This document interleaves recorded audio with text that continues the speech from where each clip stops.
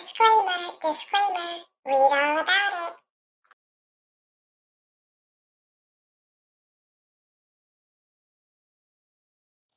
Hello, everybody. Put a 1 in the chat if you can hear me.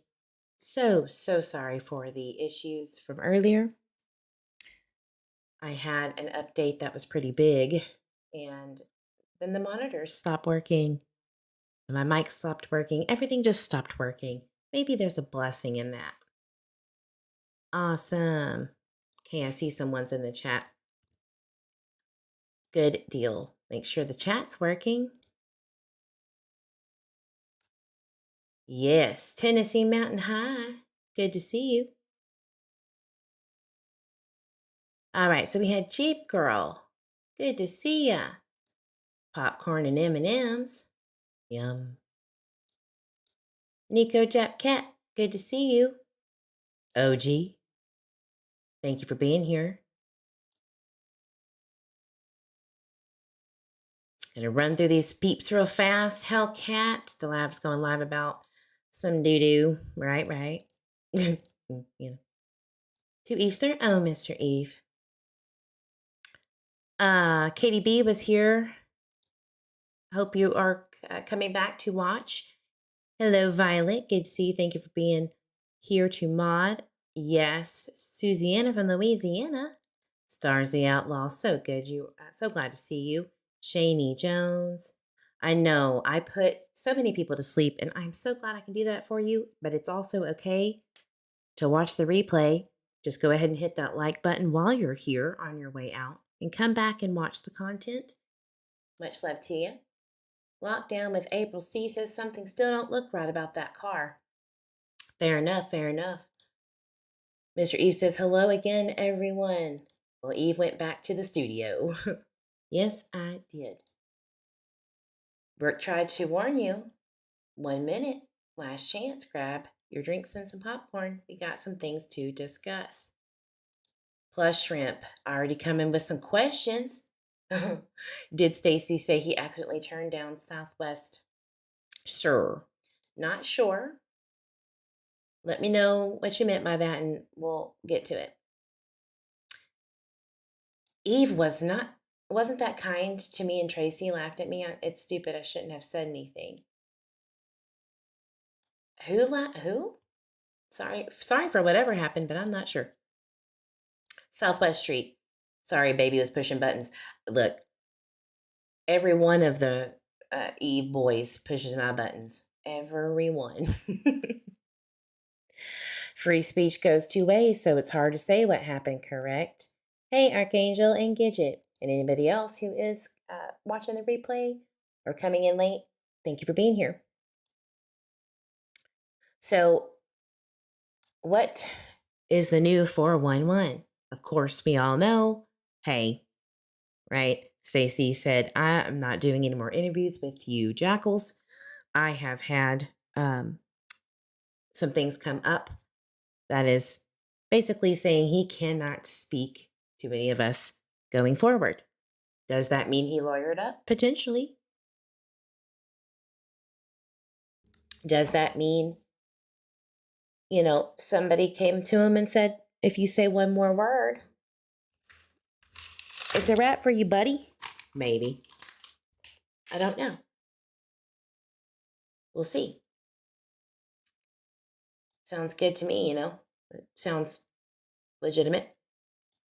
Lenny listening, laying down as always. Great work, Eve. Thank you so much. Kim in Colorado, good to see you. So what's the new 411? Well, I know I'm seeing that creators are going over the same live they've done themselves, and that's cool. I'm not one of those because I already know what happened. I know that, it's important to review what was said because there was a lot of information, and there's some juicy stuff in Justin For All's life. That's a fact, Jack. Do I feel that it's being exploited into something bigger than it is? A little bit. But is there always something that you could learn from it? Sure. Absolutely. And I do love to speculate when necessary. And I try to explain that that's what I'm doing during my lives. If I fall short, I apologize. But it's a bit much to me, just a wee bit much when, you know, like if he didn't say there's evidence that that duffel bag had Michael or any kind of DNA evidence that Michael is related to this situation with July 27th, 2021, I don't know how that's going to do any good except for just spread wild rumors. You know, Brandon never said anything about a duffel bag from my understanding. So I don't even know how that information became a thing. I don't know if that was a private conversation. Again, I have not reviewed the entire Justin Furl interview, which is really, besides mine, I don't see anything relevant outside of that anywhere else, right? That's just me. If you have heard something or have seen something, because, you know, I don't stalk the YouTube streets all day. I have a life, a beautiful one. Then let me know. Hit me up.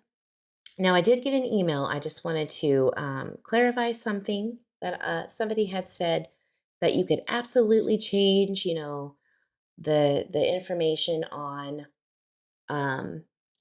those screenshots that Stacey Wondra had sent me about where he was. And yes, you can edit your own timeline in Google Maps. So Crime Sleuthin, who is a person who is actually covering the case as we speak right now, she emailed me and said, you know, I have an Android. You can change the date. Now, her screenshots that she showed was definitely, you know, this is Purple Crew, and that's cool. That no shade at her whatsoever. But she showed me without the location enabled, which is the whole point of the photos. Okay. And I'm not going to share her screenshots. That's rude.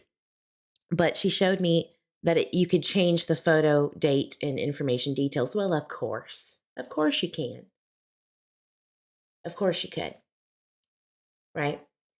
But when you hit that picture and you pull it up on the iCloud, the Google that is attached, the location services that is attached to that picture, it reiterates the same information, right? But the only difference is that it gives location details and the time. From my understanding, that data, when you try to edit it, because it's coming from a third party like Google, it's I can't. From my research on Google, nobody can edit that. Only the information from the photo within the device. Does that make sense? Now, again, if somebody can prove me wrong or give me, you know, receipts with that, let me know. I will be more than happy to provide that correction to you guys. Again, I'm not an Android pro, and I have not found anything to suggest that Google enabled location services can be edited. Because again, the devices he does not have that. He just has iCloud access from my understanding.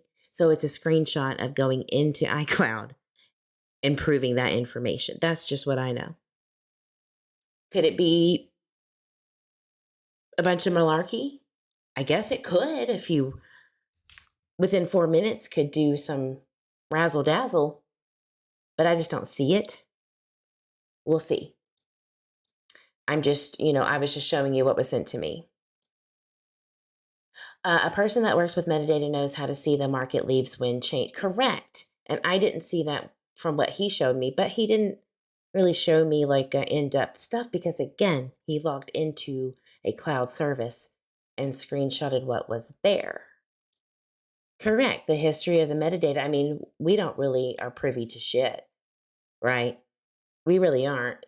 Law enforcement is, and I'm sure that if this would just actually prove that he was trying to manipulate and lie to the public if he is lying. So that would be a dumb decision. And I'm going to tell you something.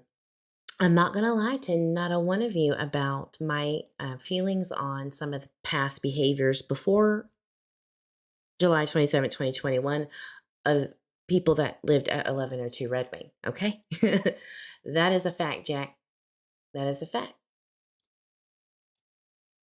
I heard there was somebody talking mad doo doo about me. And if you're listening, that's cool. I let people talk because when people don't research and people don't do the actual work, and then they have the audacity to have an opinion just because there's breaking updates, right? Let the egg hit their face for them. You don't have to do anything. It's already happening. They're doing it for themselves. It's all good. And nobody cares about that creator in particular. She's just a backslide of a pigeon. Nobody cares. Irrelevant. So, moving forward, what am I talking about? What information can we kind of go over from the past? Because, people repeat bad behaviors if they don't feel like they're doing anything wrong. That's from just a life experience. I'm sure everybody else could agree with this. So let's look at it. What am I talking about? Talking about Stacey Wondra's past. All right. Not into too much, in-depth research, but it doesn't take a lot either, like at all, actually. So here is a article that I have found from a previous discrepancy, an issue in his life. Yes, I know that there is a almost dead battery notification. I like to live dangerously. Don't come at me. So let me read this. Billings, Montana, where he used to live. A Belgrade man who admitted lying when he bought a semi-automatic pistol in Livingston was sentenced today to 9 months of time served and 1 year of supervised release, U.S. Attorney Kurt Almy said. Stacey James Wondra, 26 at the time, pled guilty on December 6 to false statement during a firearms transaction. Have we heard this before? Have we heard of this before? Yes. Less than a year after Michael's disappearance, Stacey Wondra repeats this mistake. Big mistake. Big. Does it again and then goes to prison for it. Because he gets federally charged, right? So history is definitely repeating itself.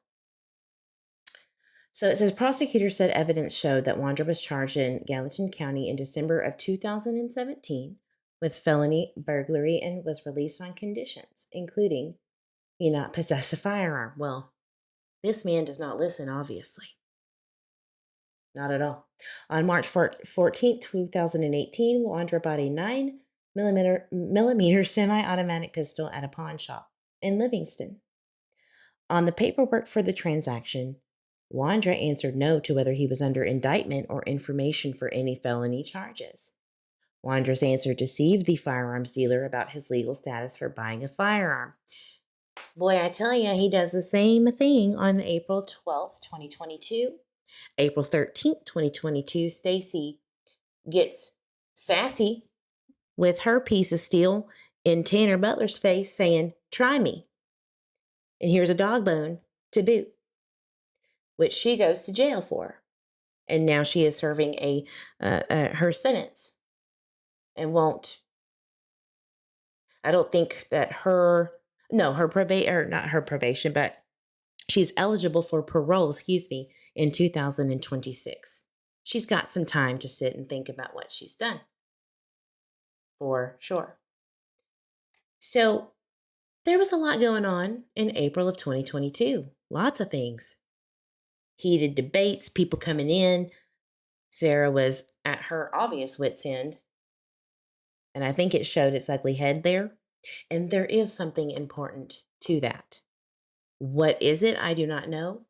But there was a big increase from October onward of not only religion, because she's always been religious. You can go back to 2012 after she got out of, I think, Oregon prison. She has always been extremely Bible thumping religious. So that whole lie about her not being, religious until Michael disappeared is a big fat lie if you did your research. I'm just being honest. So that is not true. She's always been that way. So why is that important? Because psychosis comes in many different forms. And being religious all of a sudden can be one of them, but doesn't necessarily mean that that's what's going on. Right? And what I have seen and many people have put out there is that around that time in October of 2021, she had a testimonial, Miss Wondra, where she was explaining things were not going very well in her life.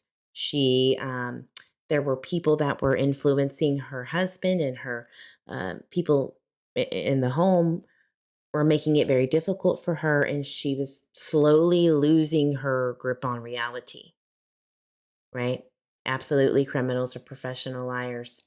I don't see Stacey being a good liar at all. I don't think it's weird. It almost feels like he's intentionally gloating that he lies. He's like, I don't care. That's just the feeling that I get. Hi, Rocco. Good to see you. So keep that in mind, and I'll continue reading. So on the paperwork for the transaction, Wondra answered no, again, to the whether he was being under indictment for any felony charges. You cannot be a felon and own a gun. Okay? Wondra's answer deceived the firearms dealer, and that's why he went to the chokey. 5 days later, Livingston police responded to a report of a person being held captive with a gun at a motel. Now listen. Have we heard this story before?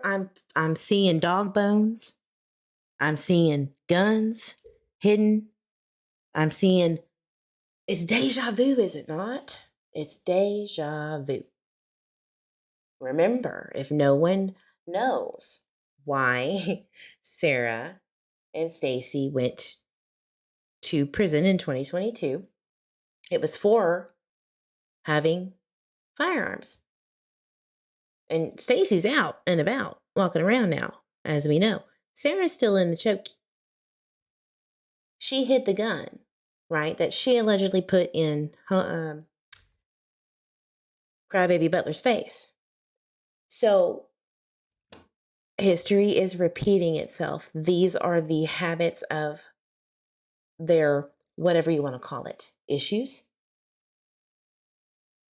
Now, Stacey said that Sarah never drinks, but rarely drinks, does not do drugs. Quit smoking a while back before Michael's disappearance, like way back. So she was on the up and up and clear. Her nose was clean. From my understanding. Does that mean it's true? No, but he would know. Brandon said the same thing. Lockdown April. So why would they get it towed to the impound yard? Why wouldn't it be towed to the customer's house? I'm going to have to back up. Beep, beep. Wait a minute. Because that's a little, we're too far ahead. We'll get there though. I think I know what you're talking about. So, okay. He's at the hotel, motel, Holiday Inn. Get into an argument. Things get a little heated. Okay. So Wondra and again another person were hanging out at the motel, and others confirmed that the pair had been handling this 9mm through the weekend. The two got into an argument in the motel room, prompting law enforcement's initial response. Wondra told officers he had purchased a gun a few days earlier, and the gun was found during a search of the room. Wondra then went back to the pawn shop that same day and pawned the gun he had purchased 5 days earlier.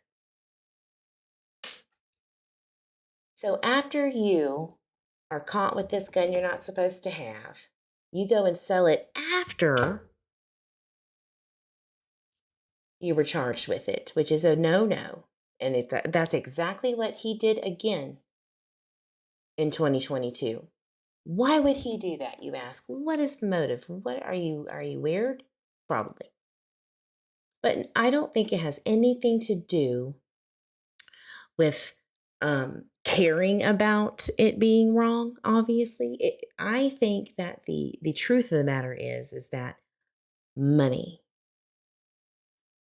You have to understand, and I'm not making excuses. I want you to just understand my point of view and maybe what, if anybody can clarify your side, let's come to the middle. He doesn't care about the consequences of what he's doing in the moment. That is very obvious. So what do we know about Stacey Wondra? He states that he was born with fetal alcohol syndrome. Again, not an excuse. 2, we know that he has repeated the same behaviors since he got out of assisted living, which he had been in for a very long time until they shut that down in his state. So he was just kicked out to the streets. I'm not saying don't cry for him. What I'm saying is this is the truth. This is what it is. So Wondra told officers he had purchased that gun again. He gets caught with it, goes and sells it. And they're like, hello, we're going to have to charge you with whatever it is. This U.S. Attorney, Brian Dackey, maybe, prosecuted the case. The case is part of, Project Safe Neighborhoods, which is the centerpiece of the Department of Justice's violent crime reduction efforts. PSN is an evidence-based program proven to be effective at reducing violent crime. Through PSN, a broad spectrum of stakeholders work together to identify the most pressing violent crime problems in the community and develop comprehensive solutions to address them. Maybe Idaho needs this too. Maybe Idaho needs to invest in this too. So,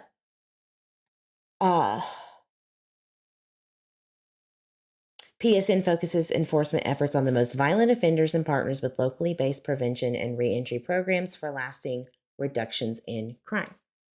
Okay.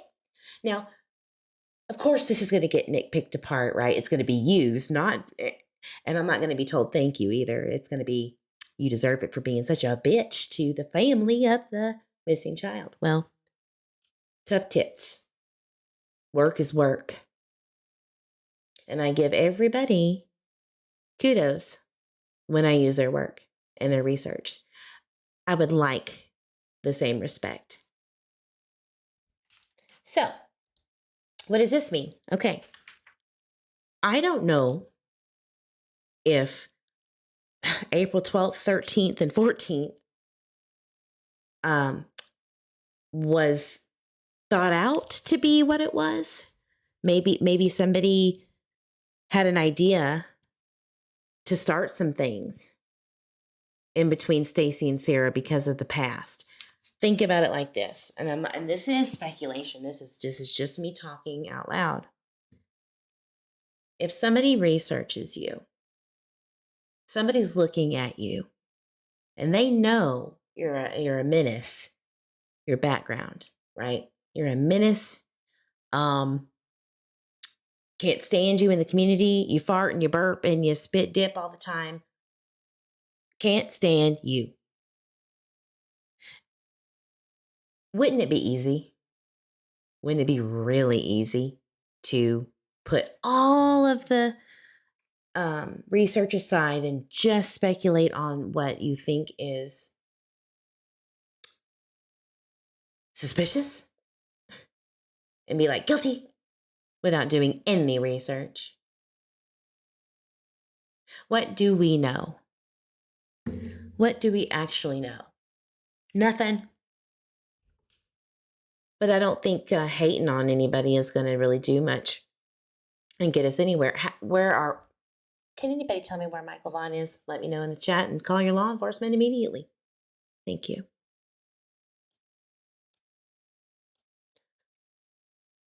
So getting back on track, Again, Eve, what does this have to do with anything? Well, if you have followed cases with predators, right? Like that's a big deal. The big deal to know the ins and outs of what to look for, especially child predators. And I see people that say they know the statistics, but they never really go into it. They just go into the, 1% chance of being abducted thing. 1% chance of an abduction by a predator. Or they don't even say that. They just go into the, very small amount of cases per the entirety of cases and those details, because that sounds more dramatic and extreme. When it's so rare, it's unreal, but it is important to go over. So, characteristics of offenders who victimize children. Going to just go right into it because this was what Chris McDonough was kind of hinting at when doing the interview. This one right here, let's pull that up real fast. Thank you, Chris McDonough from the interview room, for making this live. Let me pull it up for reference. Missing Michael Vaughan's home, his parents talked with the interview room. Everybody remembers this, correct? Does everybody remember this? Where they're in the backyard talking. You know what I'm talking about. This one. He drives around the neighborhood. Beautiful song played. Heartbreaker. That heartbreaking song. This one. All right. Very important interview because it gives the side of Tyler and the grandfather, and everybody has been saying, what about the grandfather? Why don't we know anything about that timeline? It has been out there, but it is not a topic that people like to cover because, as you know, when I did it, burn in hell, you evil witch, true crime with evil, right? It was a no-no. You just don't go there. But it had already been covered extensively on Twitter, where Michael Vaughan's case was heavily concentrated on, Facebook groups. It hadn't hit YouTube because, of course, Summer Wells. So when people ask me about the information that they're wanting to see, that they say, quote, I am not getting that from other creators, the ones with the big followers and followings and members and cash apps and all that. Well, I'm going to do what you want. You matter, what you want, not what brings traffic in. Because I want those people that actually want to hear the truth and the facts and all that stuff. Checking in with chat before we start. I've got some questions for those two. Don't we all? In here anyway, not out there. Why was it left in his possession, the gun? I have questions. I mean, it's really not that hard to get a gun. And I am one of those types of people that believe in, your Second Amendment rights. Most definitely. And criminals will not follow the law. Criminals are going to get a gun no matter if it's illegal or not. That's why the punishments are so severe, right? But it doesn't always prevent that from happening. So he's going to get one. I mean, it's very easy to do. It's very easy to skip. But here's the thing, guys. Stacey Wondra doesn't try to hide it. He goes and pawns it knowing damn well he's going to get caught later because the money is so important. That is the only thing that he can think of. He doesn't care about going to jail as long as he gets that $475 to survive on for the next whatever amount of time. And this is why it's important. This is why it is important to talk about it. I saw a lot of people leave after I was talking about the fetal alcohol syndrome because I'm sure they were thinking, oh my God, you're making excuses, you simp, for Stacey Wondra. No, not at all. You have to connect the dots as to the victimology, right? The victimology. You don't have to be an ex-detective or a Cold Case Foundation member to know that it's important to get the victimology of a person who's alleged to be a suspect in a crime, right? So, fetal alcohol syndrome symptoms. It is important to know. And honestly, if I could be just jumping into the Summerwells case for a quick hot second, just real quick, in my opinion, the actual physical characteristics of fetal alcohol syndrome do remind me of Summer Wells's mother, Candace. I will say that, and I have said it, and I'll repeat it. I could be wrong. I don't know if she's ever confirmed or denied that. I'm just saying that that's how I feel. Okay? Quentin Simon, in my opinion, shared those features. Bless his little heart. You know, that reminds me of Candace a little bit. Underdeveloped jaw, flat mid face, smooth, the space in between the nose and the mouth and the lips, very, very thin top lip, small eye openings, low nasal bridge, smaller head, and there's folds in the eyes, in the corner of the eyes, the inner eyes. Okay, so there's the physical characteristics. Let's look at the basics of a person who is born with this. And I would say that I am confident as hell that he does suffer from this because there were documents that he had handwritten to, I believe, the judge about probation violations, and he explains that he has these deficiencies, okay, and disorders. So I don't know why he would lie if the judge can say, no, you don't, right? I think it's pretty obvious here. Thank you, somebody else, for agreeing with me, because it's been, I hate getting the backlash for that. It's not that it's a secret that people have talked about this. I think he has a calcium deficiency too, which causes mental illness symptoms. Maybe. Yeah, maybe. I don't know about that, but all right. Obviously, fetal alcohol syndrome is somebody who is exposed to alcohol before birth. They can include physical problems. And I want to give a shout out to Eliza from the Jerks. She reminded me to cover this because I have ADHD. It's just sometimes I cover things and sometimes I forget to cover things that are important. But she brought this to my attention, and she's right. This is important. All of the signs and symptoms of what he's stating he has is what's going on. So these effects can include physical problems and problems with behavior and learning.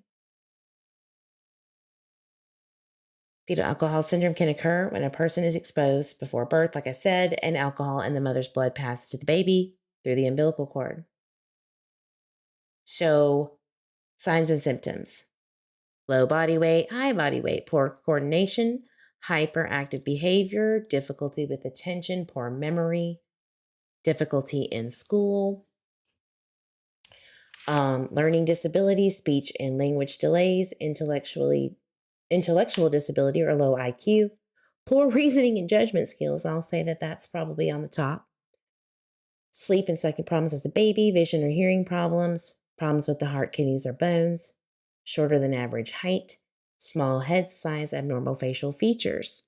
We're not going to go into that. I think it's pretty clear. Okay? So, different diagnoses are based on particular symptoms, and this is important, so listen up. Fetal alcohol syndrome represents the most involved end of the spectrum. There is a spectrum, just like with autism. Yeah, that's not nice, but I get you. That's not nice. So it's like a spectrum. Alcohol-related neurodevelopmental disorder, which I believe he had stated he has these specific issues. Problems with behavior and learning. They might do poorly in school and have difficulties with memory, math, attention, judgment, and poor impulse control. That was the biggest one for me to verify that, yeah, definitely does not have that. Is that okay? No, of course not. But he also didn't ask for this. Do you think that he had any control of what he was born with? No. Does that make it okay? No, not at all. But who is going to help with those issues? Idaho? Nope. They don't give a damn. They just let you live out in the community until you fuck up. Right? My three love me, but he has never been diagnosed on paper. That's why he doesn't get disability. I have no idea about that. I just know that in court records, he has expressed these details multiple times. I don't know why he would lie about it. It would just make sense that what he's saying multiple times in court would have been proven otherwise. Did the courts give a shit? Nope, not really. Not really. So, other issues, okay? Birth defects, heart problems, bone problems, hearing, etc. There's also this is the biggest one, neurobehavioral disorder associated with prenatal alcohol exposure. So, to just sum it up, 3 areas of concerns and issues: thinking and memory, trouble planning, may forget materials he or she has learned. This is going to be, this is going to be in court. So this is going to be a repeat if for when he is charged, right? So it's not like this is going to be news. This is just going over what I know and what I think everyone should be aware of. So thinking and memory, trouble planning or may forget material he or she has already learned, behavior problems such as severe tantrums, mood issues, for example, irritability. I've seen Candace have a full-blown meltdown over nothing. All right.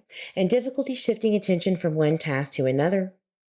And trouble with day-to-day living, which can include problems with bathing, which I have proof of that being an issue in the jail. There was a man that said that dude did not bathe. It took anything and everything to do that. I don't know why that's an issue. But somebody was basically wanting to beat him up for it. I do have that screenshot of a Facebook comment. Dressing for the weather and playing with other children.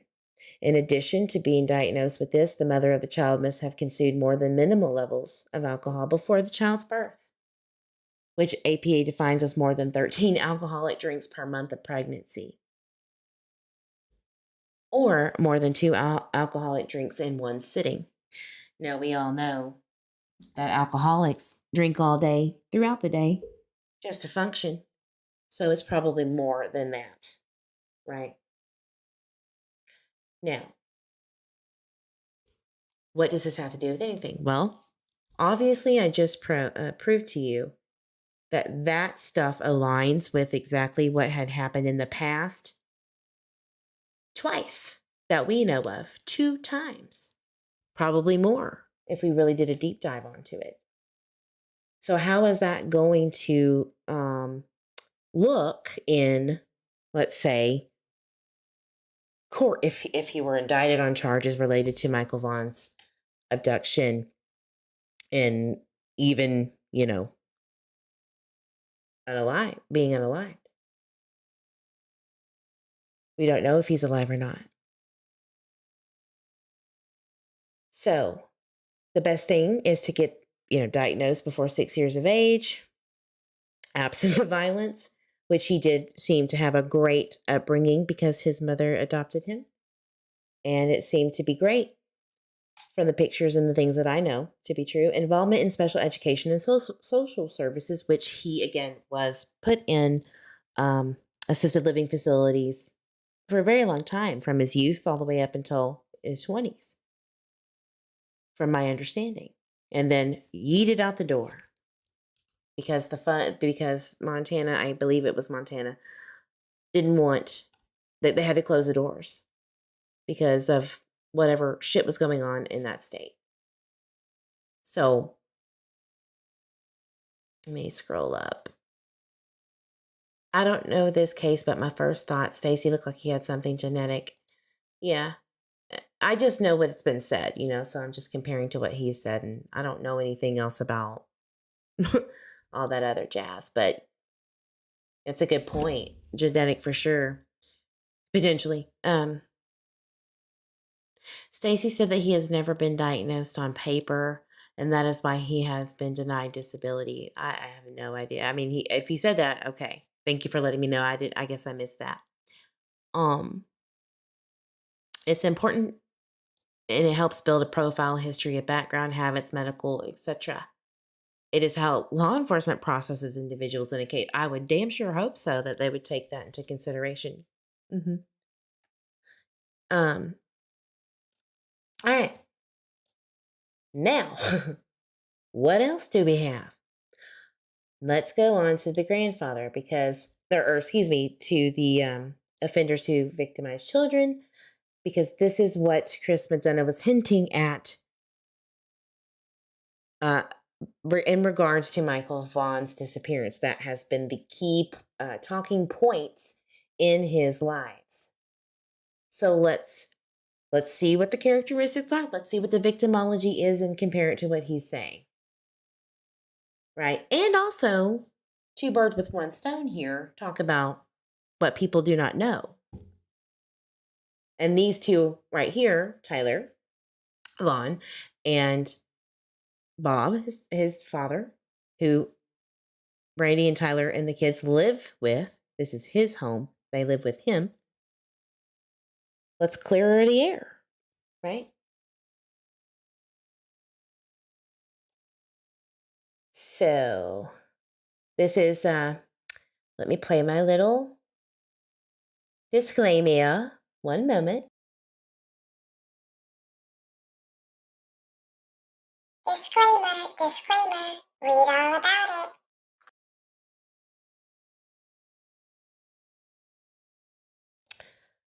All right. So we're going to review what Chris McDonough has said in regards to Michael Vaughan.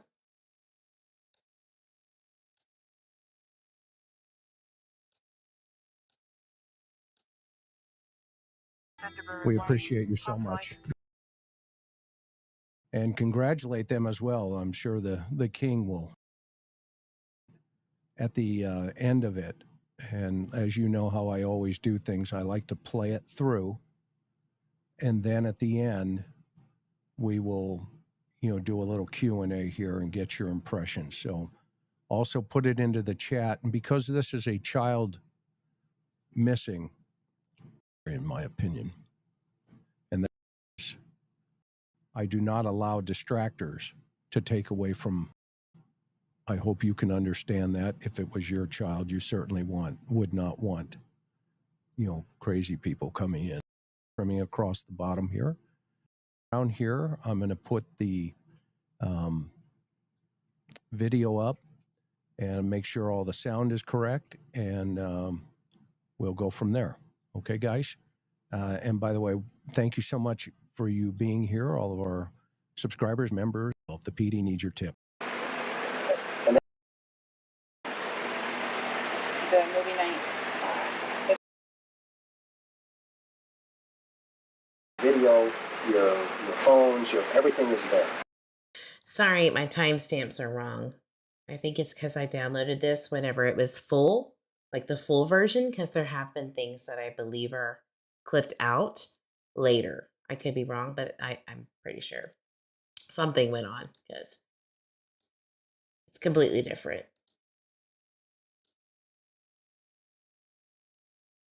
All right, let's start with Tyler and his version of events. Video, your phones, everything is there. So there is no question where you are. So there is a 5-year-old up the street. It was a 5-year-old up the street. And there's information that he was seen on the street going up towards that house.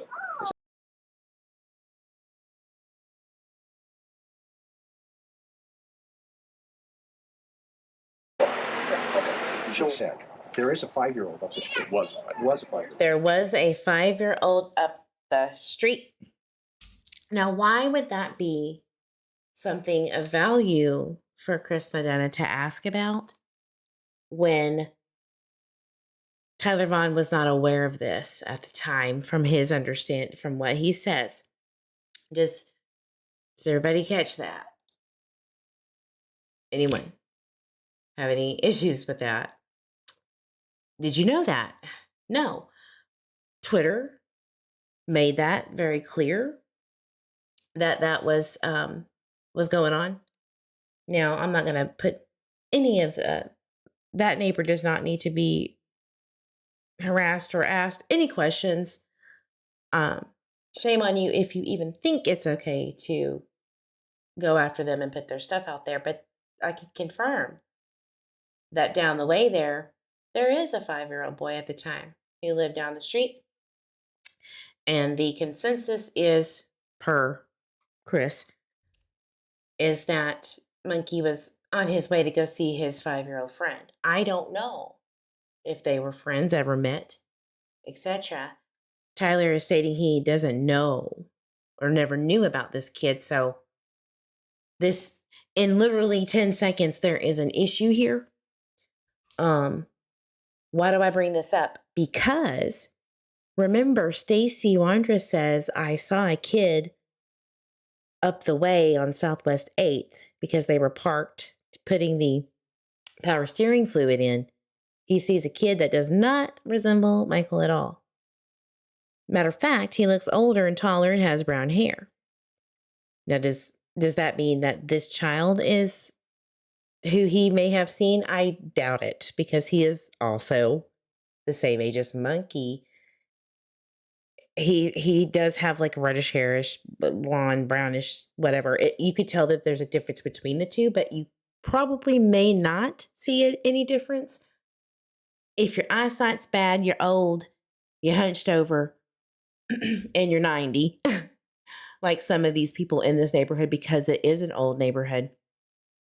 But you would have to be really paying attention and looking to really, not for a very long time, just if you had normal circumstances and you could see out of your eyes, you would probably tell the difference between if it was Michael or someone else, a neighbor, a kid, or a grandson.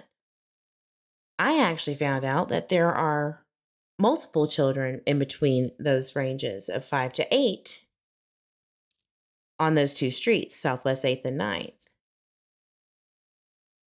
Sometimes they were grandchildren visiting, just depends. Doesn't matter. Doesn't matter about what they look like right now and all that stuff. And we're not going to do that to these kids and to that community. But it is important to know that that is a thing, right? Why doesn't anybody talk about that? That is what the title of my live is. What they don't want you to know. What they don't want to talk about, because Stacey being guilty is far more view and attention grabbing. Has nothing to do with Michael, because you're not investigators. You're not going to prove his innocence or guilt. We all are not going to do that. Law will do that. But it's nice to know what the facts are. And that is true. Multiple children live on Southwest 8th or 9th, and or grandchildren come to visit. Okay? And there's information that he was seen on the street going up towards that house. Is that correct? Yes. Okay. You didn't know that at the time? No. Okay, but you've since learned that. Yes. Right, through all the neighbors, and there's been a couple of neighbors that have come forward and said they actually saw it. Yes. Is that right? Yes. Okay. Did you listen to that? Mumbo jumbo kind of crisscross applesauce? Did you hear at any point in time at all during that conversation, which has only been 45 seconds, did you ever hear law enforcement confirming with Tyler Vaughan that this information, that it had came through neighbors that have come and said, I actually saw him or whatever? Anyone? Do we have a confirmation that law enforcement said they saw, or that it was confirmed they saw Michael? Not yet. Not to this day. Yes, I know he is part of the Cold Case Foundation. Yes, I know I'm sure he's privy to some information. Some information can be doo-doo, a lie. Witness statements can be a truth to their understanding, but didn't necessarily happen that way. Right? You get what I'm saying? You feel me? So you just have to take it for face value right now. Just like we do with Stacey, right? Okay. And so let's kind of figure out where his favorite spots are. Okay. And I know he goes down this path, and it looks like you can cut through your garage. Is that accurate? Mm-hmm. Was the garage in the same setup today as it was back then, or was it a little bit different? I would say it's the same as it was. That door right there is almost open 24/7. Okay. All right. So that door, I'm assuming the one in the garage back here, you're going to see way back there, is almost open all the time. This little door goes through the enclosed garage, okay? And there's a door that goes out into the front driveway, okay? Spits you out into the driveway. So just know that that's exactly what they went from speaking on. You know, there was a 5-year-old boy that lived down the street in the neighborhood during Michael's disappearance. They never say that was actually the child that was out there, nothing like that. Just know that that is the truth. They have since moved away from the neighborhood, yes. And it doesn't matter for why. But then they jump into the garage. And your neighbor told me that too, by the way. They said that he just cuts through the garage. Yeah. And at the time, that wood pile was not there out front, right? Right. So Yeah. That's all new. That happened after that tree blew down like a week out. Okay, so he could actually, hypothetically, go through there and then go that way and go visit. So he could come through this door.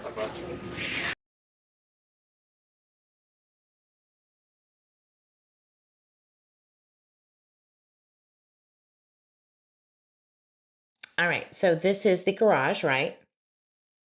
So they were in the back.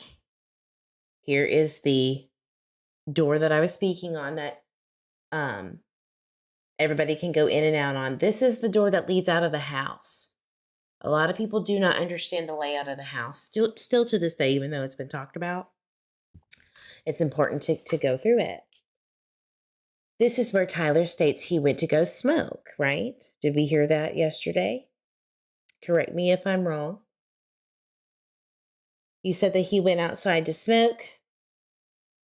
He would either have to be in here, out here, or in the, like what I'm saying is he would have to be in the garage, right? Or around the backyard area or the shed where they do whatever they do. Okay. This is where they theorize MJ came out through here and into the opposite door out into the driveway. We are right now facing opposite of that towards Southwest 8th. Okay. Could come through this door.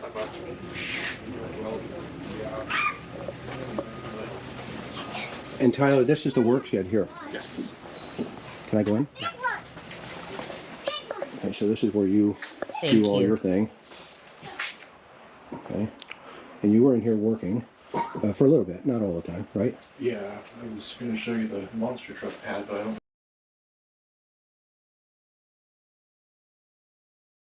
So you saw where he came from. Whoops, I did it too far. So this is the garage right out from the house, where you can go from the house out into the garage. Then you skip on over to And Tyler, this is the work shed here. work shed. Can I go in? Now, this always makes me kind of like emotional a little bit, because this is where MJ used to spend his time with his family.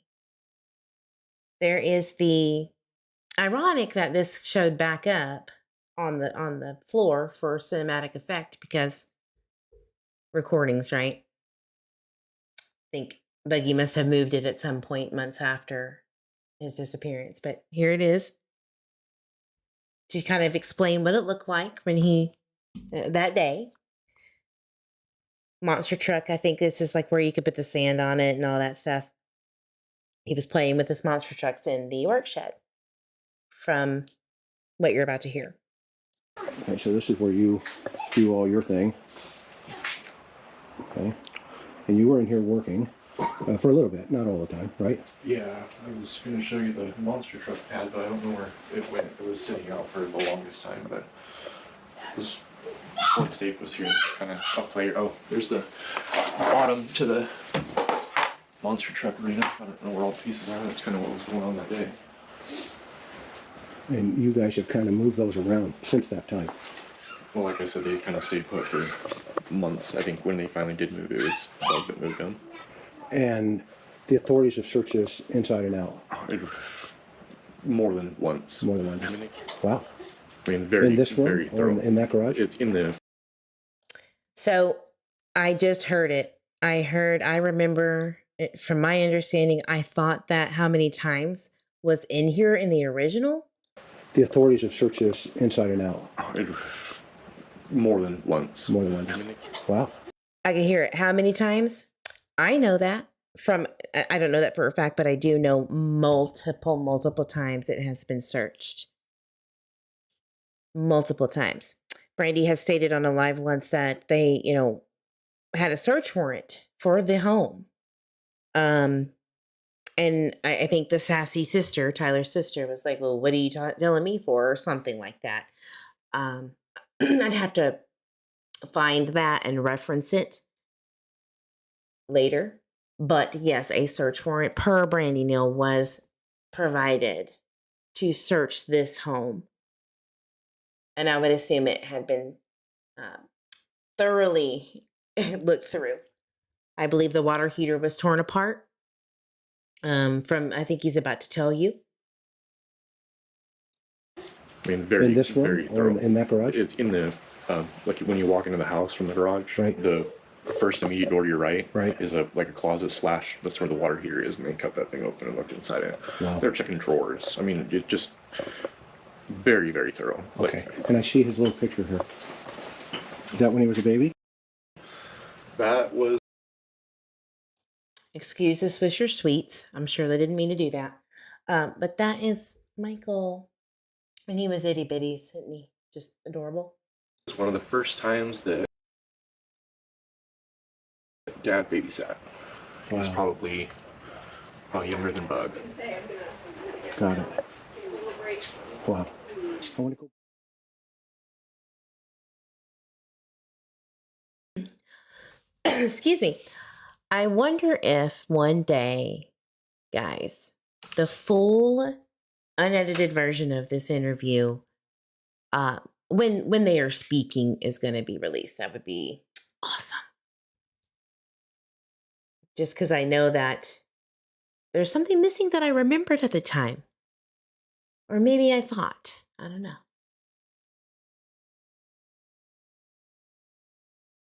And there's no sound right here. This is muted.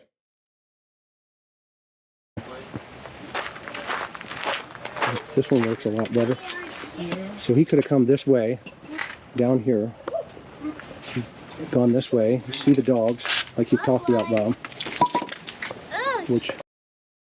So this is the Southwest Arizona corner neighbor. We all saw that. Brooks tried to slip him up, Stacey, Wondra, on where Southwest 8th and 9th was, and I stupidly thought that they were trying to actually get information. Silly me. Because they're helping investigators or something, right? Just kidding. So this is the neighbor on the corner, which goes up to Southwest 8th, as we all know, or you should know. And then that way, to the left back here, is the farm roads that grandfather will explain to you here shortly went into. These farm roads were such a point of contention for both sides. And really, there was only one side, which is MJ, but now we know that's not how it works here in YouTube streets. It was such a big deal. Well, I'm going to show you, and I am going to wrap it up soon, but I'm going to show you where investigators were looking at the first few days. Okay? But first, we're going to have to fast forward a little bit.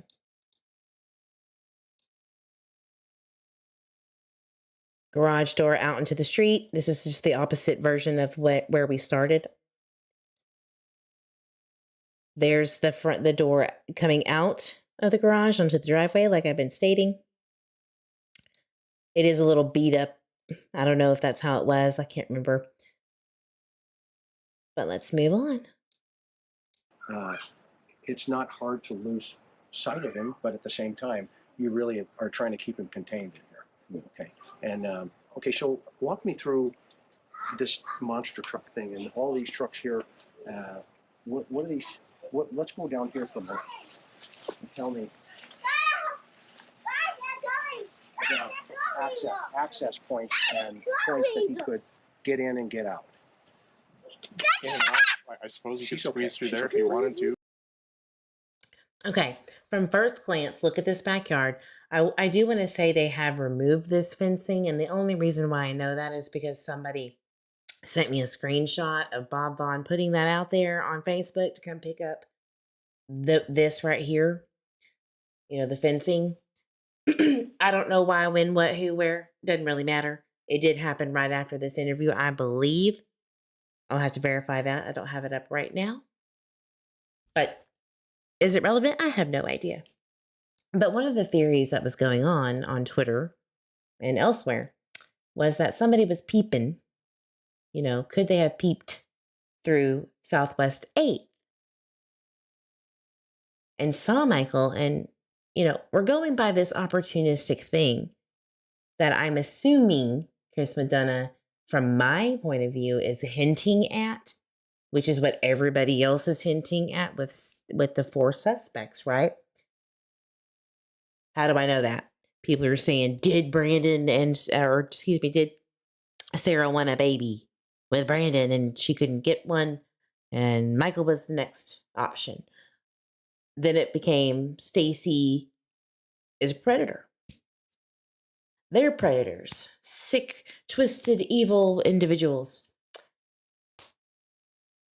that just had a crime of opportunity. Because remember, 6:40 to 7 is the window of opportunity for an abduction. Was it planned then? Was it just circumstance and happenstance? We're not going to know. But that was part of a theory. People peeping in from Southwest 8th, because there are little holes here and there that you could see, but you would have to be on foot, all right, to really look into that from my understanding and others. That he never has before. Okay. The only other way out of the put my glasses on. Okay. the only other way out of the backyard is through the garage. Okay. So when you have, let's talk about a little bit about his past adventures. Okay. He's gotten out of the house before, hasn't he? Well, when he went to the splash pad, he was 4. He was 4 when he went to the splash pad. To save time, I am going to speed through this faster until I get to the point where Bob is explaining his side of things. Okay? It's not to say that this isn't important. I do want you to hear it, but I'm going to have to speed it up. He was 4, so about a year ago. Okay, a year before. Right. And so, did you find him at the splash pad? Dad was coming home. He was following his brother that time. The band had went to the splash pad, and he went behind Ben. Okay, so older brother, younger brother. Ben's going out. I'm going. He was 4 And again. did you find him over there? When I got down there, he was down there, and then the older kids walked home, and he rode home with me and got both barrels of Grandpa saying, "You're just too young, and you can't do that." Okay. From another source, he got his little butt busted for that. Just putting it out there. It's already out there anyway. And that could be totally not true. It doesn't really matter. But I know that there's some people in the chat that might say that, so I wanted to get ahead of that before we even don't try it. It doesn't matter right now. I think he totally understood. He is a smart kid. And Yeah. He totally understood Grandpa was mad. Okay. And he should. And he really didn't do it at all, to my knowledge, after that. Right. And so, I mean, obviously, people are going to ask, well, how did you lose sight of it? Right? I mean, and how do you want to answer them? I trusted that he would come out and play in the backyard, and I left him unattended. I mean, that's. Do you carry that still? I do. Okay. And I don't know if people understand that. Okay? And I've seen that in you since getting to know you over the last, time here. Okay. And I can't imagine what that's like. He totally understood Grandpa was mad. And I left him unattended. Right. And so, I mean, obviously, people are going to ask, well, how did you lose sight of it? Right? I mean, and how do you want to answer them? I trusted that he would come out and play in the backyard, and I left him unattended. I mean, that's. He trusted that he would come into the backyard when he left to go do bad things. I mean, no one in their right mind would see that as, in my opinion, as suspicious at all. That's what everybody does when they have multiple kids, multiple, younger ones. You can't be in 2 places at one time. That is definitely understandable, 100%. I want to point out though that he doesn't get out. That is so not normal for him. Per both of these parents, everybody. So what made him want to go off and into the streets at that point? Like, what was there? Something else going on? Was there contention? Was he being unruly? I mean, it's very odd that he was sitting, to me, that he was sitting on the couch at 6:30 at least, right? The last time Tyler saw him playing on his Switch, and then poof, gone. Did he just want to leave? Was there something else that he was interested in? That, those are the things that people were always interested in and wanting to know, and it never, it was always, nope, it was a normal day. It was like any other day, normal day. Those are great questions, right? Great questions to get into the mindset of MJ and Tyler.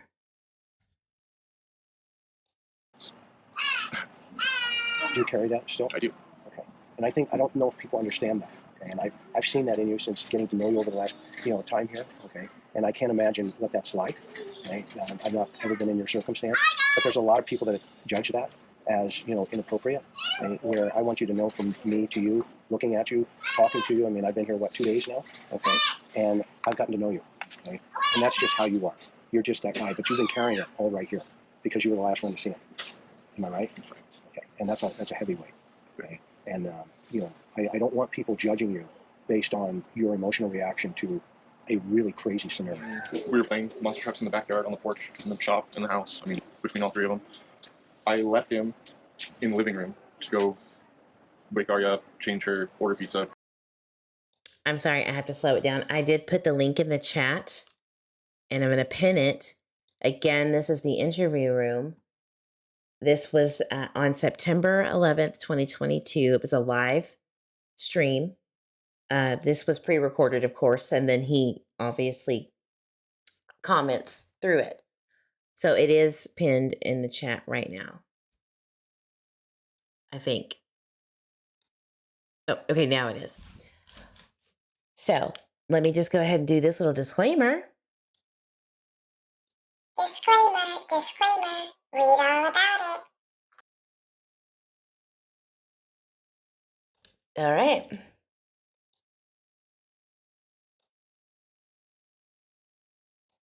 All that So the stuff. baby was sleeping. Arya was sleeping. So here is his version of events. Gonna do it normal speed. This is important. Crazy scenario. We were playing monster trucks in the backyard, on the porch, in the shop, in the house. I mean, between all three of them.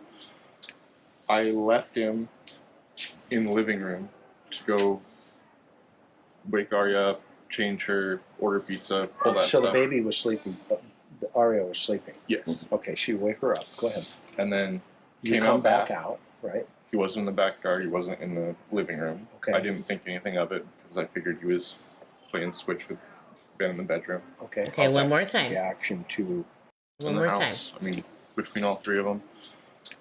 I left him in the living room to go wake I mean, that was. I thought he was about to say left him in the backyard. I'm glad he clarified before saying that.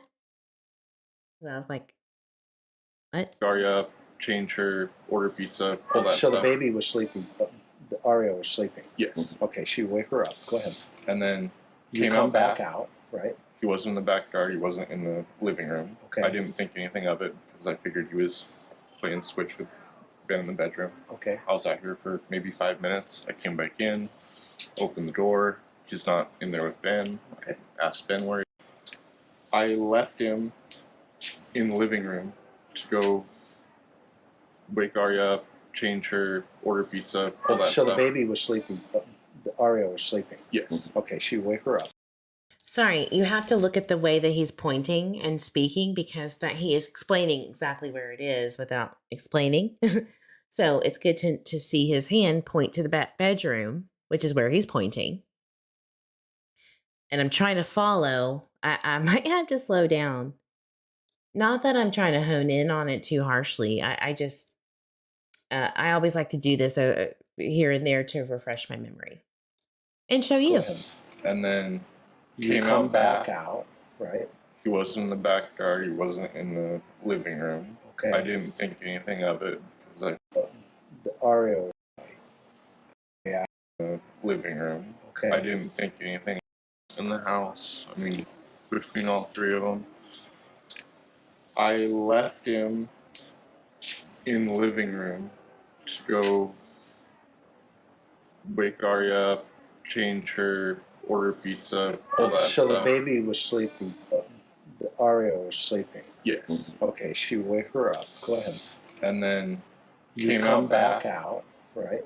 He wasn't in the backyard. He wasn't in the So after he orders the pizza and does all that, he goes to smoke somewhere. I've always heard the garage. He's pointing at the shed, so I'm gonna, or at least outside around here. So I don't know which one it is. I'm just gonna assume it's one of these three options. It's definitely not the front yard. That's just where I'm gonna leave it. living room. Okay. I didn't think anything of it because I figured he was playing Switch with Ben in the bedroom. Okay. I was out here for Okay. So again, he sees when he went to go change the baby. He always stated this, never really changed. That he saw MJ on the couch playing his Nintendo Switch. Then he goes and does all of that stuff. Baby diaper, the diaper, wake up, all that stuff. Pizza was at 6:40, which is where I think the timeline is stemming from. Not eyewitness or nothing like that. I think the pizza. It's just my opinion. So he's like, well, maybe MJ went into the room with brother. Didn't think much of it. He was out here for 5 minutes. maybe 5 minutes. I came back in, opened the door. He's not in there with Ben. I asked Ben where he was. Ben didn't know. Susie, you had a great point.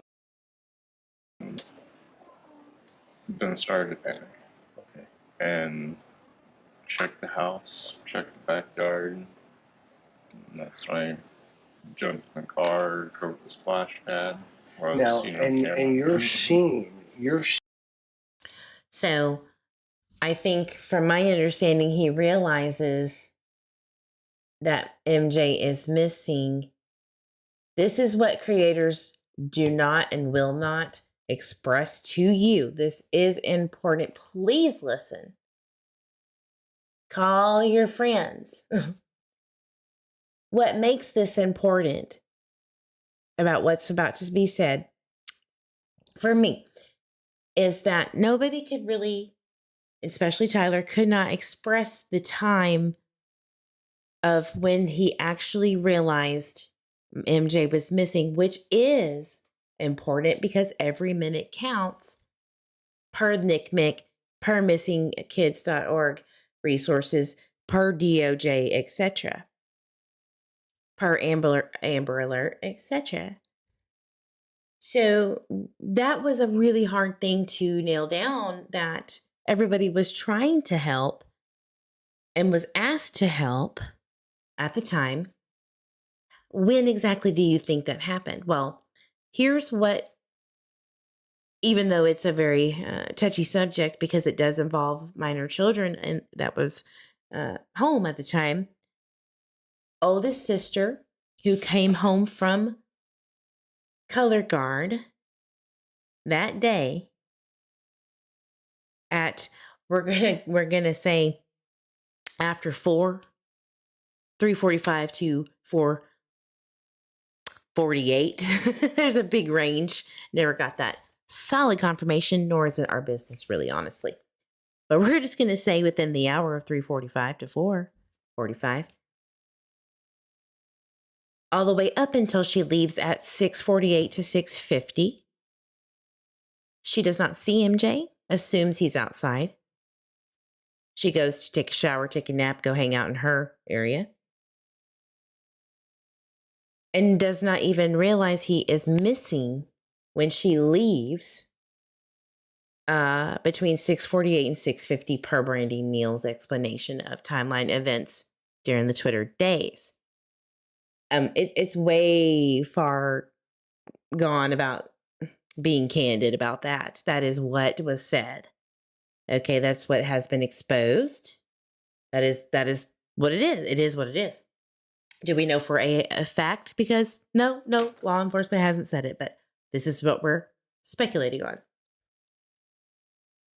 So she doesn't know anything about anything. She's leaving as allegedly Tyler is freaking out and panicking about searching. Because remember, after the pizza, he's starting to wonder where he is and look and searches, right? Why is this important in regards to Stacey, Wondra, and the 4 suspects out there? Because this timeline involves them if they are going to be put out as suspects. A lot of people are like, they're not listening to the words, and it's really just very bittersweet underlying tones. JD Huff said there was multiple people involved in this, and they believe that other people outside of the 4 suspects know exactly what happened to MJ. Okay? Depending on the day, JD Huff says they're either knowledgeable about it or they were directly involved. It changes depending on what news journalist is speaking with JD Huff that day. After the excavation, of course. So it is important to know and compare. So just and for all, when you're doing your little timeline, which I there's a lot missing there. The biggest one is 6:50. 6:48 to 6:50, sister leaves. Never sees MJ. You forgot to put that on your timeline. Just wanted to help you out. I know it may have been because you were thrown off course by your friend. Because he doesn't care about timelines. He doesn't do research. He doesn't care. He knows that. He knows that. But maybe part 2. Every minute counts. This was July of 2022. This was 1 year. Okay. Currently, police are seeking to recreate a complete picture of the time and area MJ was last seen. Oh, I'm sorry. Not 1 year. I apologize. This was within the first few days. I apologize. They are seeking to recreate a complete picture of the time and area MJ was last seen. I will remind you that this also came up again, just a little differently, Same situation a year later. I want to repeat that. The little small details may have been confined. They still needed to know the timeline leading up to his disappearance. They still needed help. They still needed people to reach out. Does that tell you CCTV footage caught him? I'm speaking on MJ. No, probably not. That's a reasonable speculation. These are the things you need to know. I'm going to check in with chat real quick. I know it's a lot of information. I get it. Hello, Crime Sleuthin'. I had to go live, so I'm sorry I didn't get to finish hanging out. Thank you for being kind to me, even though there's a lot of feelings in the chat about me from creators and vice versa. So I appreciate you being really sweet.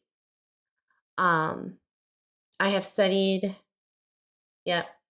It causes brain damage and cannot be cured, correct?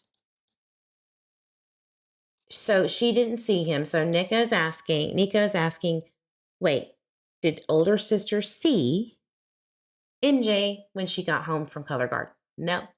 She has stated this publicly. It is not me making it up or some secret recording is exposing this information. No, she spoke up on it on Purple Nights Live, which is AKA Purple Phoenix, Mean Girls, the Round Table, whatever you want to call her. That was done on her channel.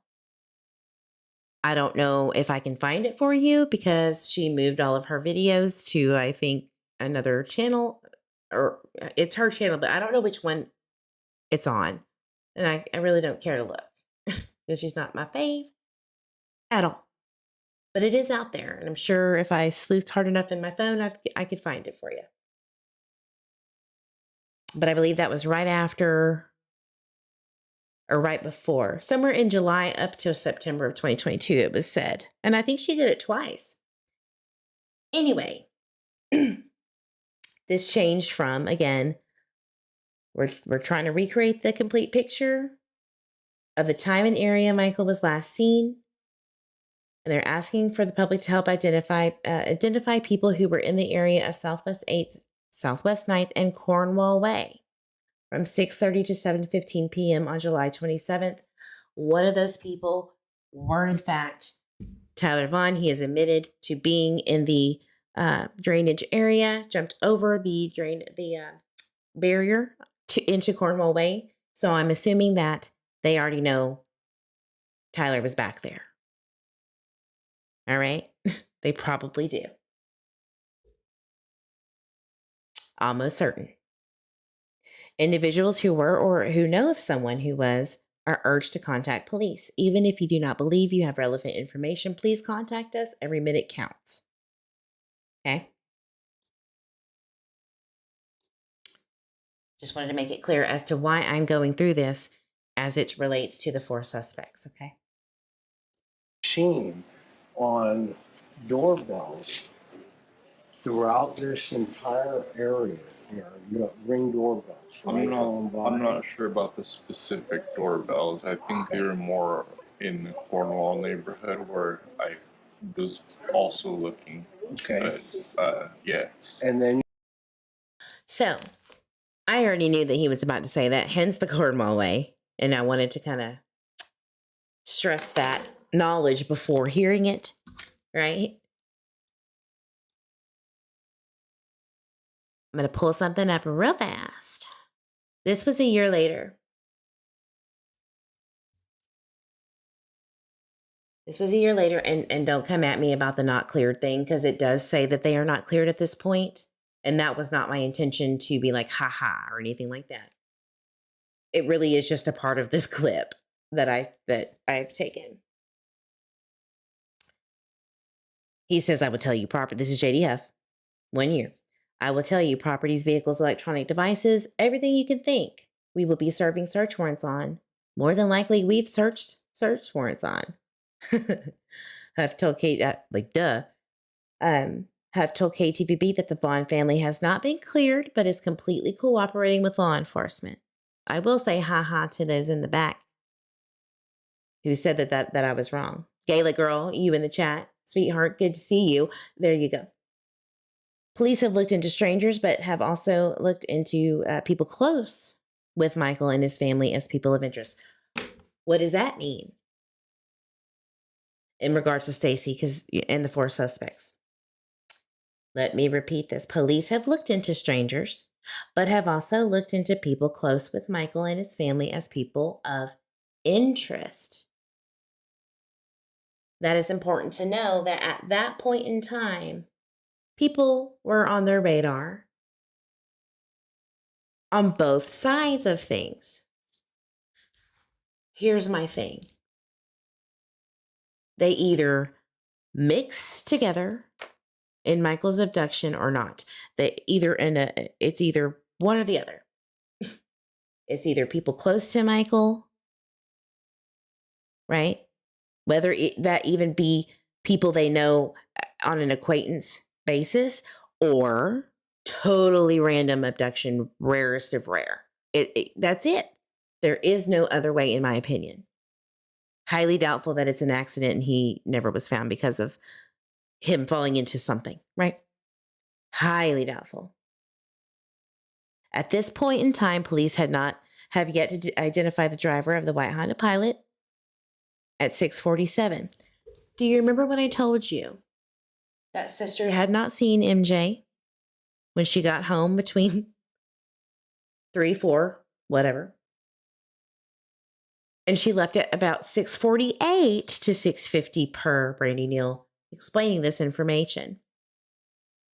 And sister explaining in less detail to the world.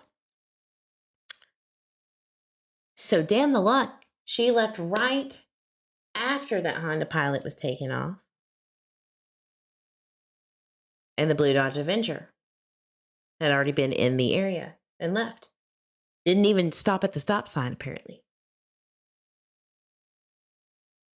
So why would this driver of a Honda Pilot, who is not a suspect or a person of interest, they just want to see what they know and what they saw or didn't see. They cannot confirm who was driving it. They know who owns it. And that, I exposed that yesterday. That's at the very end of the opposite corner, allegedly, more than likely, on Red Wing Street. The blue Dodge Avenger is right across to the left of 1102 Red Wing. Around there. Somewhere. As a teen. So don't come after them and don't be sleuthing. Put a 1 in the chat if you can still hear me. Sorry, it cut out. I'm getting to the juicy stuff. Of course it would. Are you Stacey? Who?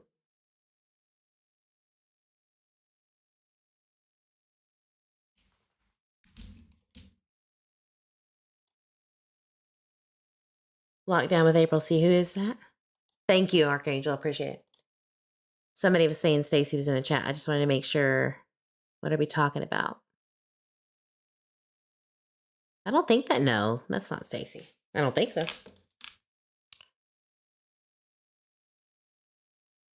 Gaelic girl, that is not true. We're not going to sit here and fight about this. Where did you see that? I'm not saying that you're wrong, but that's just not what they said, and I hate inaccurate information. Drives me bonkers. Call me OCD. It's not true. All right, so getting off of that, she leaves at 6:40 to 6:50, allegedly from Brandy. And I would assume she didn't see a single thing, nor did whoever picked sister up to go to her friend's house in Payette, which is 7-minute drive, because we do know who it is, and we're not going to go there. We're not going to go there. But they obviously didn't see anything. So is it 7 o'clock? If she leaves at 6:48 to 6:50 out of the neighborhood, wouldn't you think 6:40 to 6:50 would be a window? Why are they having a 20-minute window? I mean, abductions happen in seconds, right?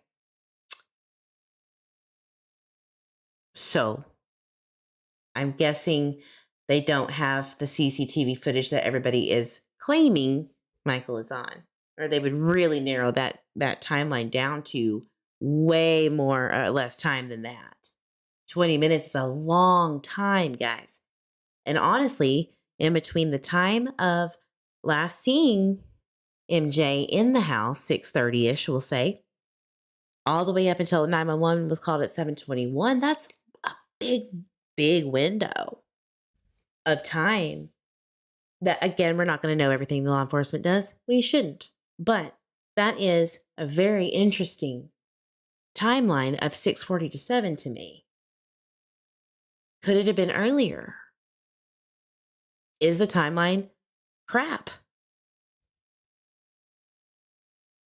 Because if you're going to narrow it to 20 minutes and one of these people proved that they weren't in that narrow 20-minute time frame, it's going to expose itself, is what I'm trying to get at. It's going to expose itself. And I'm actually waiting for somebody, one of the 4 that are out and about to send it. Why haven't they done it yet? You're seen on CCTV over at the splash pad.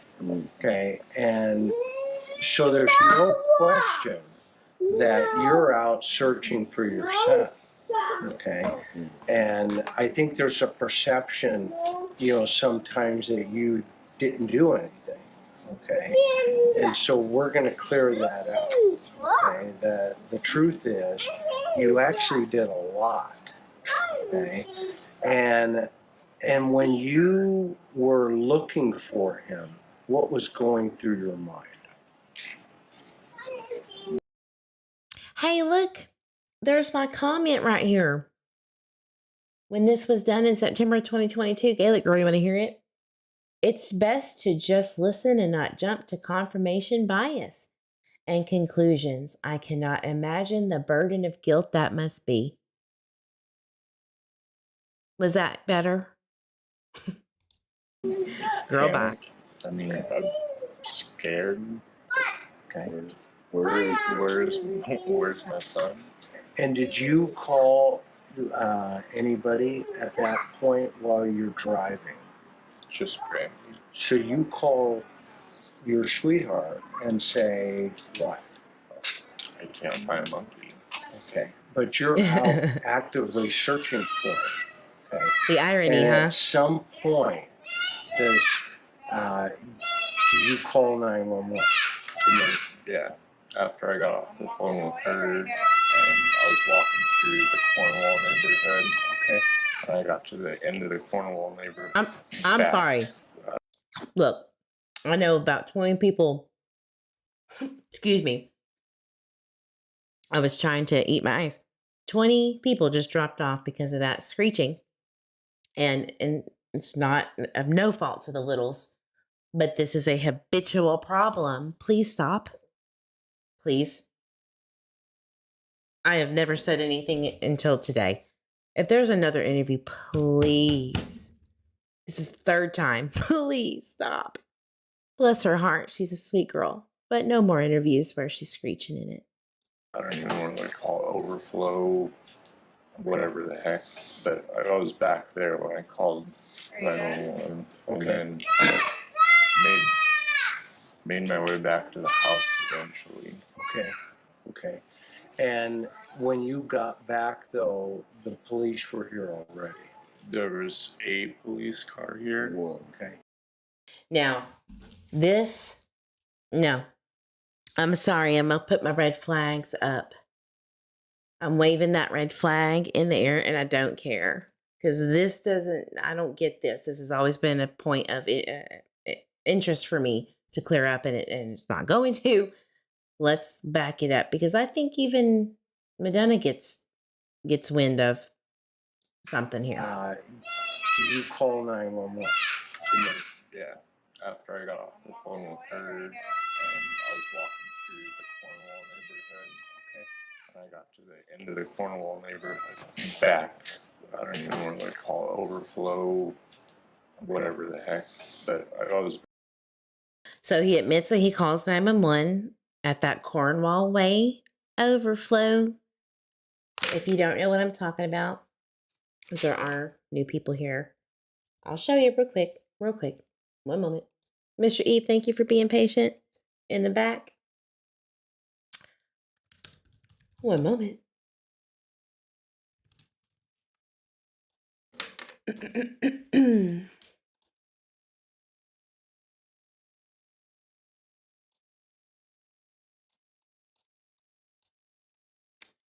Oh, did I do the wrong number? It's been a hot minute. One moment.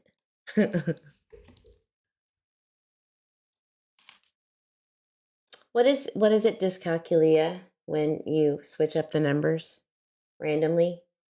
I suffer from that, unfortunately.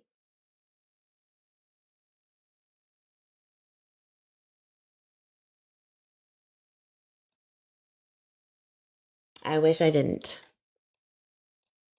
but I do. All right. Instead of 504, it's 404 Cornwall Way. My apologies. So right here is what he's talking about. This is what he jumps, calls 911 at 7:21 and hightails it to, just chopping. Woo, woo, woo, woo, woo. He's a track star all the way back to the house. Now everybody's feeling, I think this ain't right. That doesn't sound right. And he could just be misunderstanding. Maybe he parked here. Who knows? This is a big problem with both sides of the story. Allegedly, Brandy says she doesn't remember going to the splash pad once, something like that. It doesn't matter. But the point is that if they were here, did they see anything? How did they miss 4 people on Southwest 8th Street? How did anybody miss this? No one came through the neighborhood and saw 4 people hanging out on Southwest 8th during the time of his disappearance? Please explain this to me. This really is bothering me. I'm trying to figure it out. I've never heard of anybody ever saying that they saw 4 people, or 3 people rather, hanging out on the side of the road with a burgundy truck. I have yet to see anything of the sort.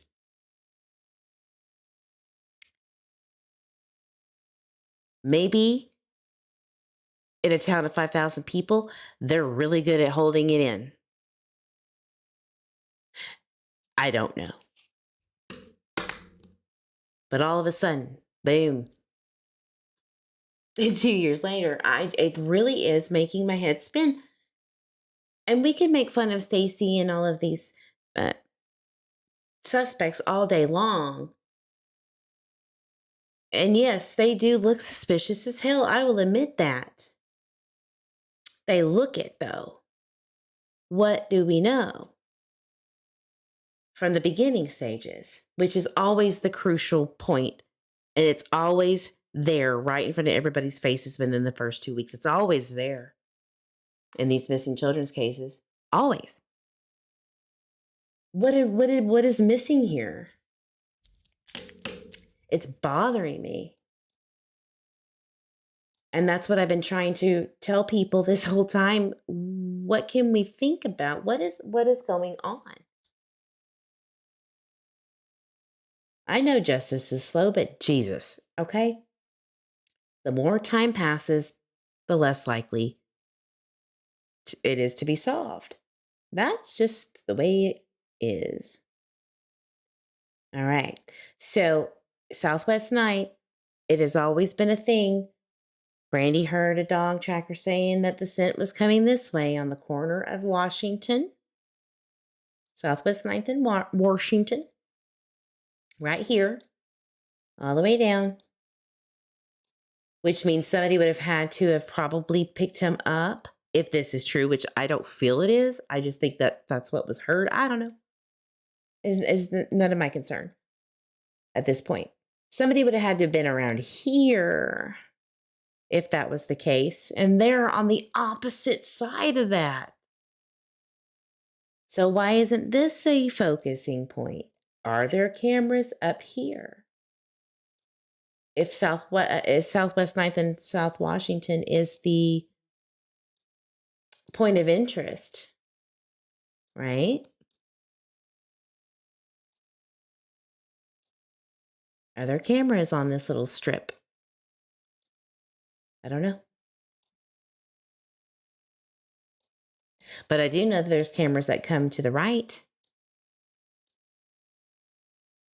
And they obviously, we don't know for a fact, but it's highly unlikely there's footage to our understanding. We'll never know until trial. So how can this be? How can you make it from Cornwall Way over when 911 was called at 721?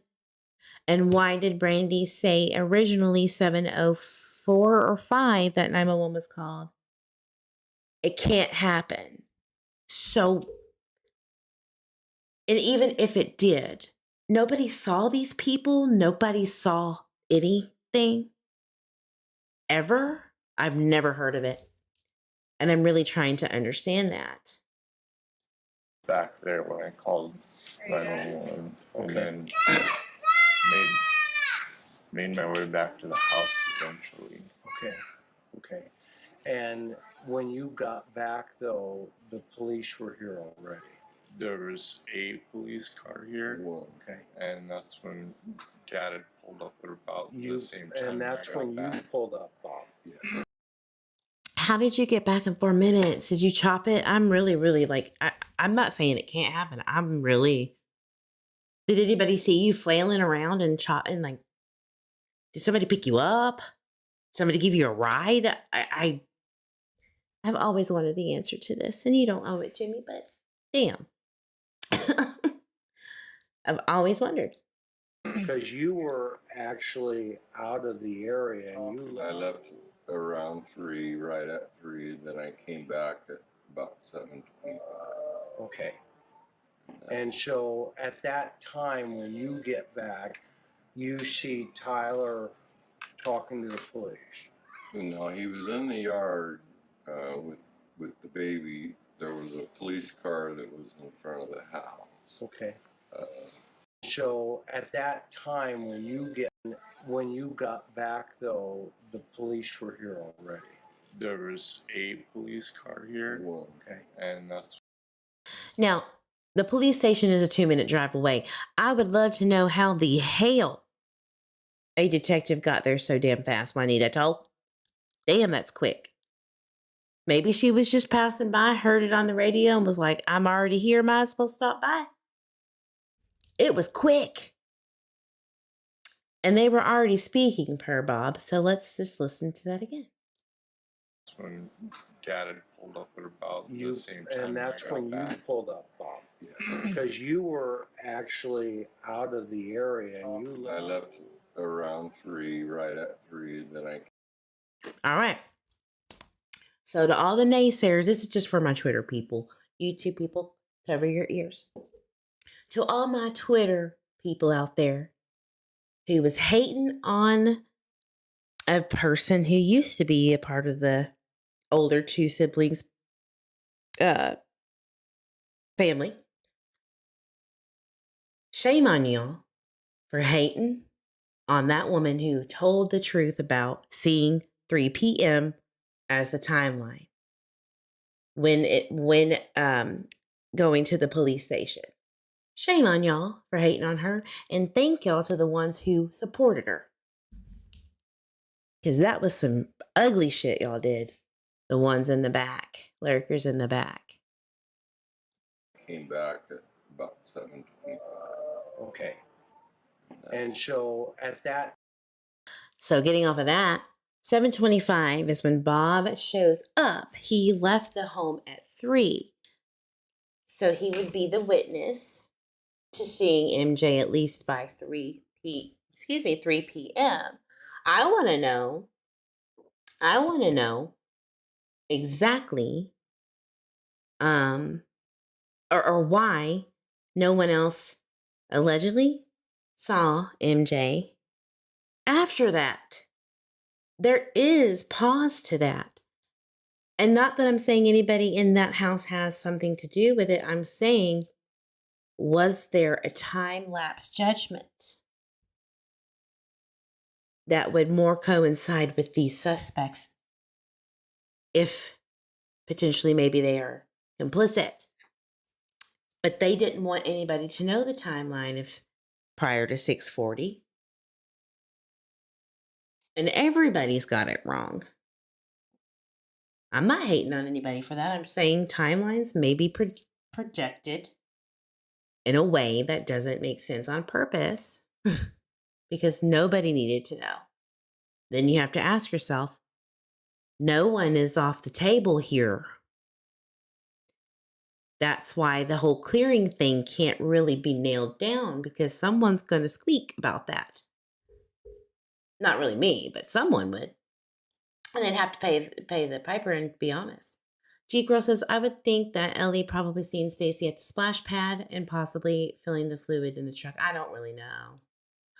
I don't think Stacey knows what he thinks he knows. That impulse control to be right matters, I think, more in his brain or thoughts, in my opinion, than actually being right. Because obviously the screenshots, if they're 100% fact, do not line up with what he's saying. And that's just what it is. Time when you get back, you see Tyler talking to the police. No, he was in the yard with the baby. There was a police car that was in front of the house. Okay. What's her name? Anita. Okay. So walk me through a little bit about his personality. Okay. Let's get off of that topic because I'm sure there are, either he already knows this or it's going down in that brain, just like any and everybody else. So what is my point? My point is this timeline don't make sense for anybody on this in this case, including on both sides of the spectrum here. I think that it's intentionally put out that way. I think that was maybe a tactic to see who will clear their name on both sides of the coin here. Obviously, we won't know until trial, if and when. But don't put your eggs in one basket. You might get egg on your face. It doesn't matter about the theories. Look at what makes more sense. Make fun of the four suspects all day long.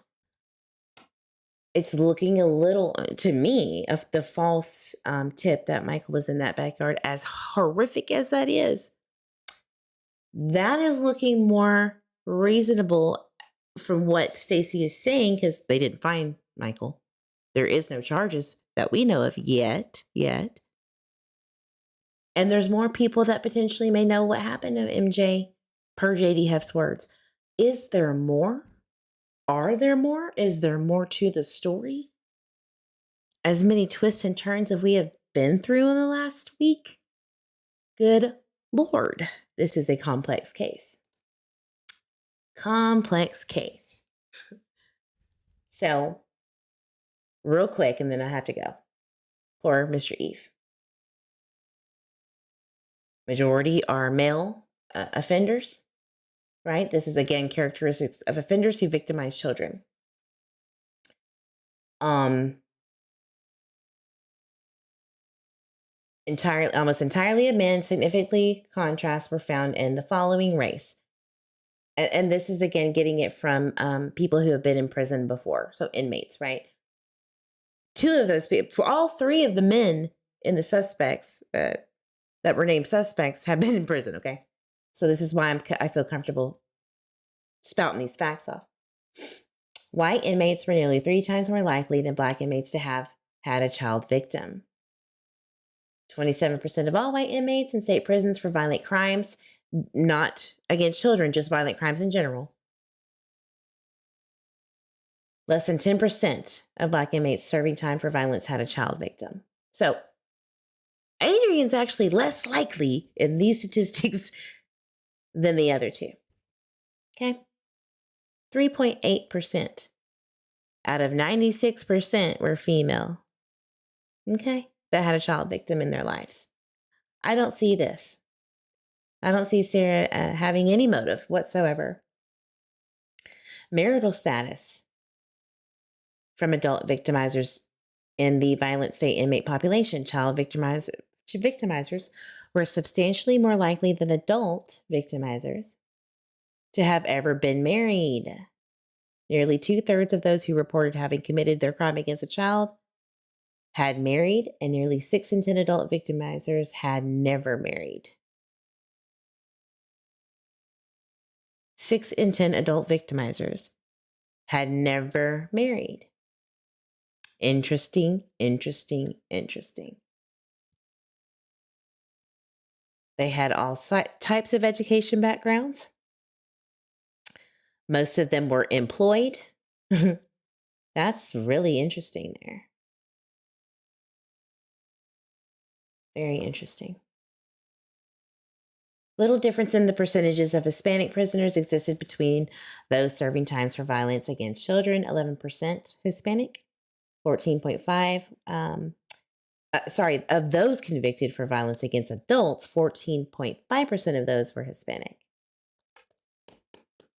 1 in every 7 Hispanic inmates in prison for a violent crime reported their victim was under age 18.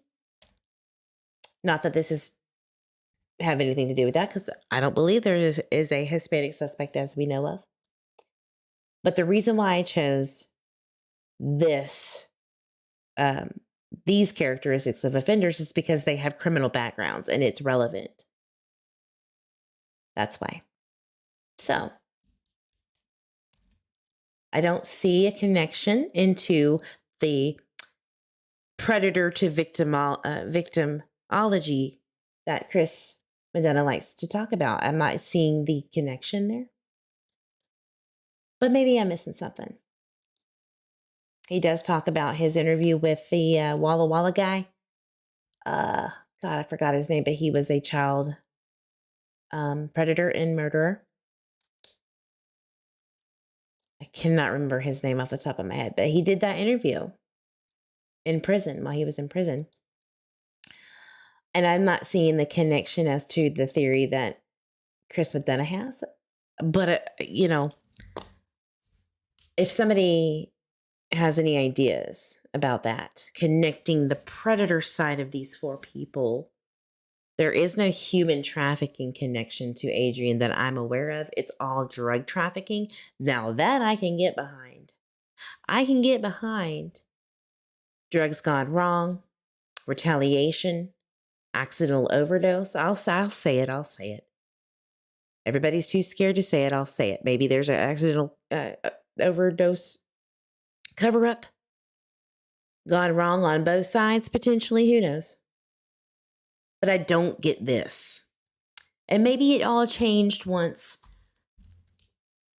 that the 4 people came out as suspects, and maybe that theory, it was just a theory.